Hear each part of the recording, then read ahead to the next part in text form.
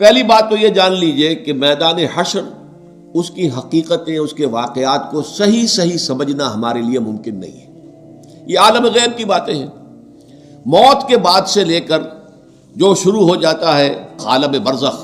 پھر بعث بعد الموت، قیامت، حساب کتاب، جنت دوزخ، اس کی جو بھی ہمیں معلومات قرآن میں دی گئی ہیں بس اس پر اکتفا کرنا چاہیے،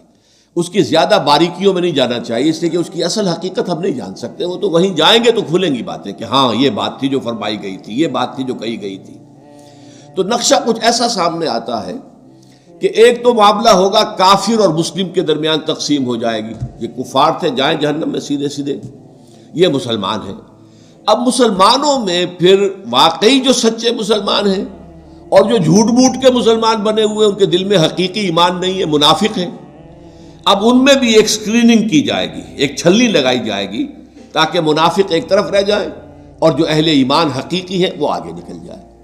یہ جو چھلنی ہے اس کو پل صراط کہتے ہیں ہم اپنی زبان میں، اور یہ صراط ایک پل ہوگا، بہت تنگ سا پل، اور اس پہ شدید اندھیرا ہوگا، اور یہ جہنم کے اوپر ہوگا، نیچے جہنم دہک رہی ہوگی اور اس کے اوپر سے یہ پل صراط ہے، اور اس اندھیرے کے اندر ظاہر بات ہے کہ ٹھوکر کھا کے گر پڑنا جہنم کے اندر یہ بالکل قرین قیاس ہے۔ لیکن جو صاحب ایمان ہوں گے دنیا سے، جو ایمان کی اور اعمال صالحہ کی روشنی لے کر آئے تھے، ان کے دل میں سے بھی روشنی نکلے گی، اور اعمال صالحہ کا کمانے والا یہ داہنا ہاتھ ہوتا ہے، داہنی طرف سے بھی روشنی نکلے گی۔ اس روشنی کے اندر وہ پل کو دیکھتے ہوئے راستہ طے کر کے اور وہ جنت میں داخل ہو جائے گی۔ لیکن جن کے پاس وہ روشنی نہیں، نہ ایمان تھا نہ اعمال صالحہ تھے، وہ جو ہے وہ ٹھوکریں کھائیں گے، گریں گے اور جہنم میں نکل جائیں گے۔ یہ ہے جسے ہم عام اپنی زبان میں پل، تو اردو کا لفظ عربی میں تو نہیں ہے، پل صراط ہم جس کو کہتے ہیں وہ یہ ہے، اور اس کا نقشہ جو ہے دو جگہ کھینچا گیا ہے۔ اہل ایمان،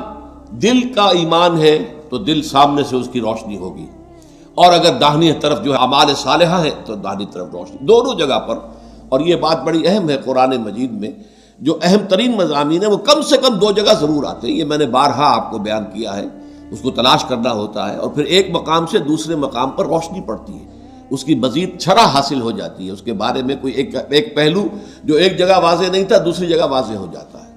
چنانچہ سورہ حدید میں واضح ہو جاتا ہے کہ یہ منافقین کو چھلنی میں اسے نکالنے کے لیے در حقیقت اللہ تعالیٰ یہ پروسیس کرے گا۔ اس کی حقیقی شکل کیا ہوگی یہ تو وہیں جا کر معلوم ہوگا، لیکن یہ کہ دو مقامات پر اس کا تذکرہ اجمالاً میں نے اس کا